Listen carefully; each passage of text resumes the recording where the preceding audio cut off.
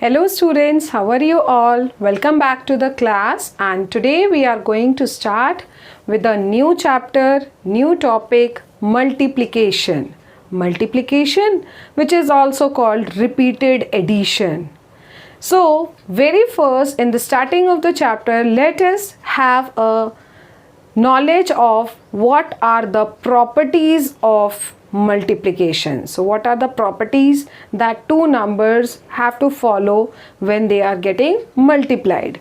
So discussing the properties of multiplication, our first property says the product of a number and one is the number itself. Like for example, if I multiply 5 with 1, so 5 ones are 5.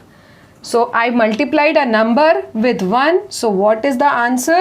The number itself.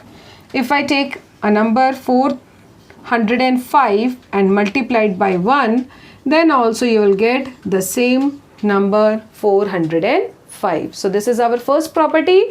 Number multiplied with 1 gives the number itself. Coming to the second property, the product of a number and 0 is always 0. So the second property of multiplication says whenever we multiply any number with 0, like here I am multiplying 5 with 0. So whenever any number is multiplied with 0, answer is always 0. Whatever big the number is, if you multiply it by 0, you'll get 0. Like here 405 multiplied by 0 and answer is always 0. So this is the second property of multiplication. Coming to the third one, the product of two numbers does not change even if we change the order of the numbers.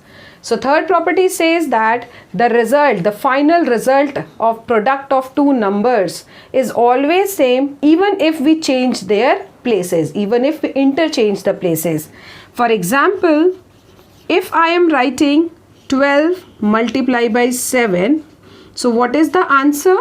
12 multiplied by 7 gives you 84. Also, if I multiply 7 with 12, so basically I have just interchanged the place. So I interchanged 12 and 7 from their places. So when we are interchanging their places, then also 7 multiplied by 12, answer is 84. So this is the third property, that whatever the place of the numbers, final answer, the final product of those two numbers is always same. So this is our third property. Moving to the fourth one, the product of the numbers does not change even if we change the groupings. Now the terms come grouping. In the previous we were talking about if we change the order. Now suppose I take three numbers. Suppose your number is 5 multiplied by 2 in a bracket and multiplied by 6 in another bracket. Sorry, multiplied by 6, that is outside the bracket. So here there is a grouping of 5 into 2 and then multiplied by 6. Now if I change the grouping and if I write it like 5 multiplied by 2 multiplied by 6. So now I made a grouping of 2 and 6 and 5 is separate. At the same time, I can also write it as 5 multiplied by 6 and multiplied by 2. So we can write the same numbers 5 into 2 into 3, like 5 into 2 in bracket then multiplied by 6, or 5 multiplied by 2 into 6 in a bracket, or 5 into 6 in a bracket multiplied by 2. So I have written these three numbers in three different orders. Let us see whether the final answer is same or not.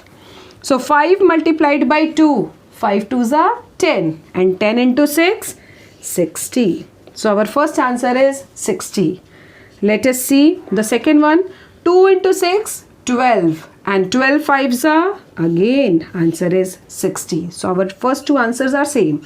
Let us see what is the third answer. 5 into 6, 30 and 30 into 2, 60. That means here you can see that whatever the grouping is, but our final answer is same when we are multiplying the terms. So this is our fourth property. The product of the numbers does not change if we change the groupings. So even if we are changing up the groupings, if we are multiplying the terms, the final result is always same. Coming to the last one, that is the distributive property of multiplication over addition.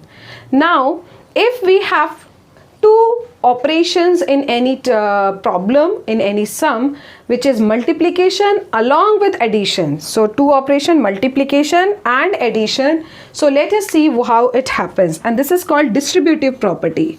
So for example, if it is 3 plus 4 multiplied by 5. So if it is 3 plus 4 multiplied by 5, so the same thing according to distributive property, what we can write? We can write 3 multiplied by 5.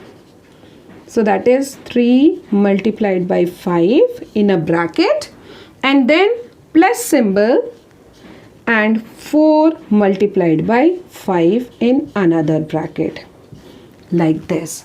So if we are writing this term 3 plus 4 multiplied by 5 as 3 into 5 in a bracket plus 4 into 5 in another bracket, in these two cases, that means this is called distributive property, to distribute the numbers in different groupings. Then also our final product is always equal. So let us see what is the answer here. 3 plus 4, 7. 7 into 5, 35. So on the left hand side we are getting 35 as answer. Let's see what we will get on the right hand side. 3 into 5, it is 15, plus 4 into 5, 20. Adding 15 plus 20, answer is 35. So students, you can see that on both the sides, left side and right side, our final answer is same. That means multiplication follows the rule of distributive property when it is done with addition. So this is our fifth property, distributive property of multiplication over addition. How to multiply a number by 10, 100 or 1000, so on. So how we can multiply any number when it is multiplied by 10, 100 and 1000. So let us see how to do the multiplication by some examples. Like very first, if I suppose a number 33, and if it is said 33 multiplied by 1. So what is 33 into 1? Yes, the answer is 33. So 33 ones are 33. Now, if I have to multiply this 33 with 10, so how to do that? So what will be the answer when 33 multiplied by 10? Very simple. You can do it in just a second. 33, multiply this number 33 with 1. So 33 ones are 33. And after that, how many zeros are there in 10? Only one zero. So that zero you will put at the very last. That means on the extreme right side. So the answer of 33 multiplied by 10 is 330. Similarly, if it is 33 multiplied by 100. So once again, 33 ones are 33 followed by 2 zeros. So the answer is 3300. Moving forward, if the same number 33 has to be multiplied by 1000. So again 33 ones are 33 and followed by 3 zeros on the right side. So students, our answer is 33,000. When we multiply 33 with 1000, answer is 33,000. So this is how you can do the multiplication by 10, 100 or 1000. Now in the similar manner, suppose I take a number 41. Okay, and if it is said that multiply 41 with 20. Now when it was 10, 100,000, so directly you have to put zeros after the numbers. Now how you will do the multiplication when it is 41 multiplied by 20? So rule is still the same, students. What you have to do, you have to multiply this 41 with 2.